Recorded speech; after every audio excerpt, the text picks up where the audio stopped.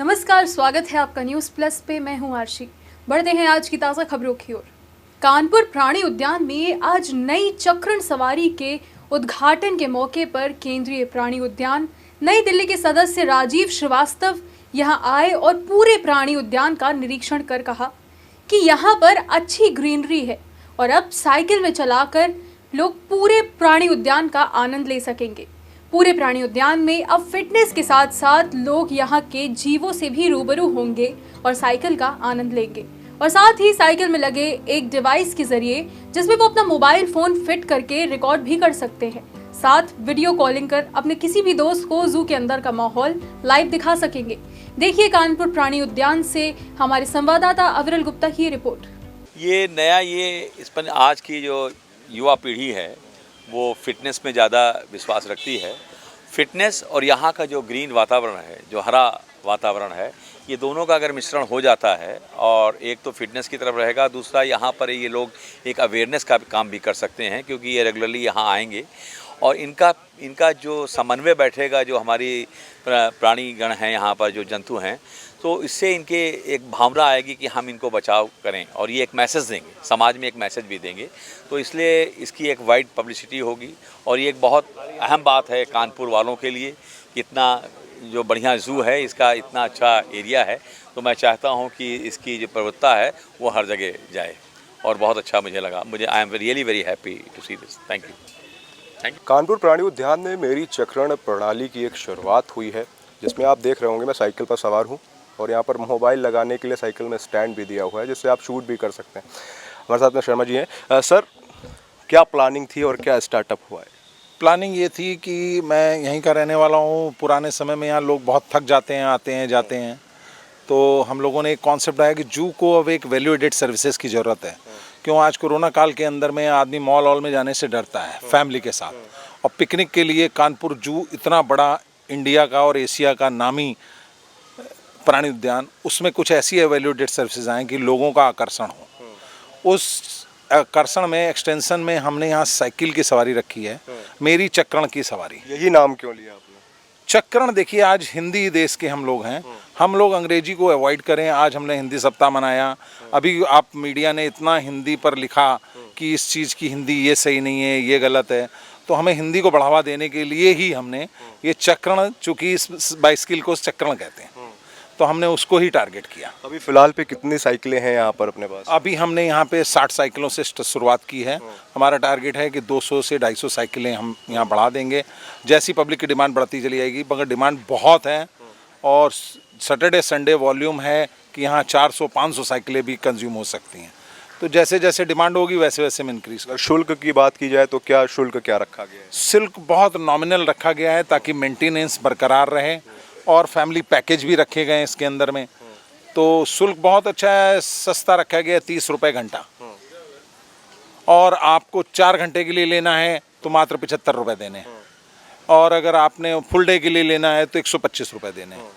तो वो अलग अलग पैकेज हैं, उस हिसाब से रखे गए। अगर इसमें मैं पढ़ रहा था कि लिखा हुआ था कि ऑनलाइन पेमेंट करते हैं तो उसमें डिस्काउंट भी। ऑनलाइन अगर आप डिजिटल पेमेंट करेंगे तो सबको वापस ही में जो ग्रुप पैकेज लेगा 5 रुपये का, उसका टोटल पे 5 रुपये का डिस्काउंट दिया जाएगा। हमने कोई कैश का यहाँ प्रावधान नहीं किया है, सारा डिजिटल पेमेंट के थ्रू है और केवल मोबाइल के ही थ्रू सारी बुकिंग होंगी। एडवांस बुकिंग आप कर सकते हैं, उसके अलावा एडवांस पेमेंट भी आप करेंगे। आप जब जाएंगे वो भी डिजिटल आपको कंफर्मेशन देगा, जब आप डिलीवरी देंगे वो भी आपको व्हाट्सएप पे कंफर्मेशन देगा। कोई ऐप है क्या इसका? हाँ, इसका ऐप डेवलप किया है हमने इसका ऐप किया है माई कानपुर जू मस्ती। ये आपको प्ले स्टोर में मिल जाएगा? ये नहीं, अभी हम ऐप चल रहा है, विदिन 15 डेज आपको ये ऐप भी मिल जाएगा। ओके। अब बात की जाए अगर प्राणी उद्यान की, तो यहाँ पर सैटरडे संडे को मोस्टली बहुत ज़्यादा भीड़ होती है, तो उसके लिए क्या कोई स्पेशल ऐसा रास्ता बनाया गया है जहाँ पर सिर्फ साइकिल ही चल सके? जी, यहाँ पे हमने जो इंटरलॉकिंग का जोन है उस पर हमने बोर्ड लगाए हैं और उसको स्पेसिफाई किया है कि साइकिलिंग उसी पे चलाएंगे। बाकी मैदानी क्षेत्र में आगे जा कर के मर्ज हो जाएगा तो दिक्कत नहीं है, मगर शुरू के 2 किलोमीटर तक हम लोगों ने उस पर मार्किंग की है जिससे उसी पे चलाएं। तो अगर आप कानपुर के प्राणी उद्यान में आते हैं तो चक्रण की सवारी इस साइकिल के साथ ज़रूर कीजिएगा।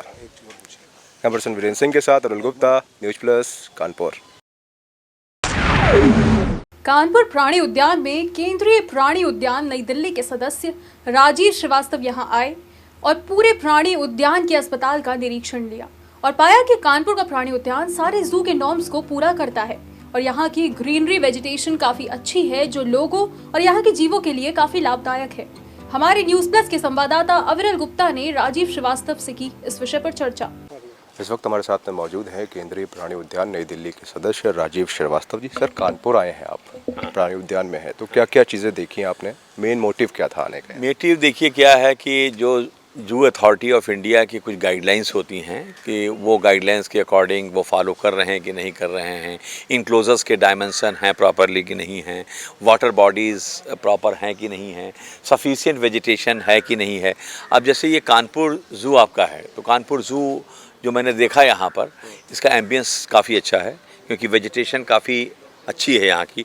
तो जो भी नाम्स है जो अथॉरिटी ऑफ इंडिया का, उससे कहीं ज़्यादा यहाँ पे वेजिटेशन है। ये बहुत अच्छी बात है, ये अच्छा मेंटेन कर रहे हैं और पॉपुलेशन काफ़ी हेल्दी है जो है।